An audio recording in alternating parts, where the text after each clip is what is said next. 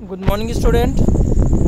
हम लोग पढ़ रहे थे अंडजनन, जिसमें से हम लोगों ने गुणन प्रवस्था पढ़ ली थी और वृद्धि प्रवस्था हमें देखनी थी।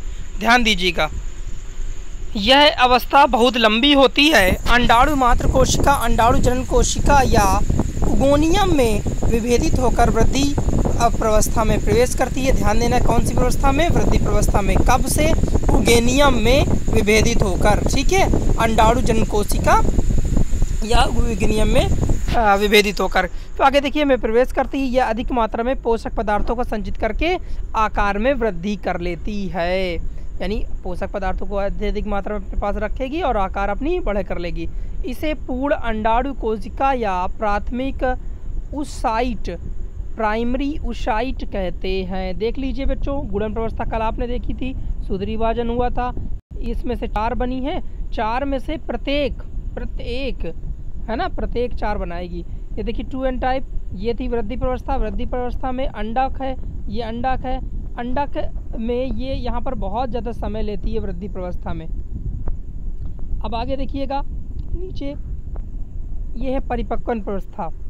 ग्राफियन पुटिका में परिपक्वन होने के बाद उसमें उपस्थित प्राथमिक अंडक में प्रथम अर्धसूत्री विभाजन होता है। ध्यान देना बच्चों, अंडाशय की बात नहीं है, अंडाणु की है। ठीक है, अंडाशय के अंदर ग्राफियन पुटिका और ग्राफियन पुटिका के अंदर अंडाणु। तो ग्राफियन पुटिका के परिपक्व होने के बाद उसमें उपस्थित प्राथमिक अंडक में प्रथम अर्धसूत्री विभाजन होता है। कौन सा विभाजन होता है बच्चों? प्रथम अर्धसूत्री विभाजन। ये देखिए अर्धसूत्री विभाजन का ये जो है पहली वाली प्रवस्था, प्रथम अर्धसूत्री विभाजन। ये देखिए, एक है द्वितीयक अंडक और ये एक है प्राथमिक ध्रुवी कोशिका। ये अंडक ये थी प्राथमिक अंडक, है ना। यहाँ पर अर्धसूत्री विभाजन फर्स्ट हुआ, द्वितीयक अंडक बना और प्राथमिक ध्रुवी कोशिका बनी। मोस्ट इंपॉर्टेंट पर्सन है यहाँ पर का कि द्वितीयक अंडक, प्राथमिक अंडक तो समसूत्री विभाजन के बाद ही बन गया था वृद्धि अवस्था के आने पर, लेकिन द्वितीयक अंडक और परिपक्वन की अवस्था में बनेगा प्राथमिक ध्रुवी कोशिका। देख लीजिए गौर से, जिसके फलस्वरूप एक अगुणित द्वितीयक अंडक, भाई अगुणित है ना, एन टाइप है, और एक छोटी ध्रुवी काय का निर्माण होता है। ग्राफियन पुटिका के फटने के बाद द्वितीयक अंडाणु कोशिका मुक्त होकर फैलोपियन नलिका में प्रवेश करती। याद रखना, कौन जाएगी? द्वितीयक अंडाणु कोशिका। भाई ये जो आपकी दूसरी बनी ध्रुविका, ये नहीं जाएगी, ये बल्कि क्या करती है, उसको पोषण देने का काम करती है। फैलोपियन नलिका में प्रवेश कर जाती, जिससे द्वितीयक अर्धसूत्री विभाजन शुक्राणु के अंडाणु में प्रवेश करने के पश्चात होता है। एक बार अर्धसूत्री विभाजन तो भाई कब हो गया? जब उसके अंडाशय के ग्राफियन पुटिका के अंदर थी, लेकिन दोबारा जो द्वितीयक अंडक है वो जो बाहर निकल के गया है, ये देखिए द्वितीयक अंडक भी अंडाणु बन गया। अब ये अंडाणु जब शुक्राणु से मिलेगा तब ये अपना दूसरा अर्धसूत्री विभाजन करेगा। लेकिन ये देखिए एक ध्रुवी कोशिका और इससे प्राथमिक से 3 ध्रुवी कोशिकाएं बनती है। ध्यान देना, इनको बहुत इंपॉर्टेंट है। तृतीय ध्रुवी कोशिकाएं, है ना।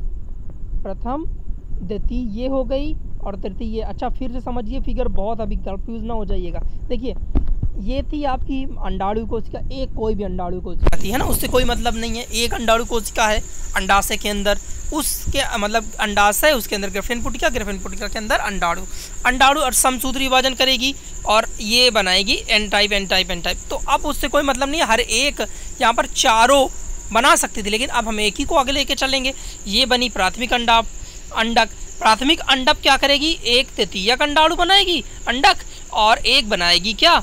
प्रथम ध्रुवी कोशिका। अब ध्यान दो, ये जो द्वितीयक अंडक बनाया ना, ये क्या करेगा?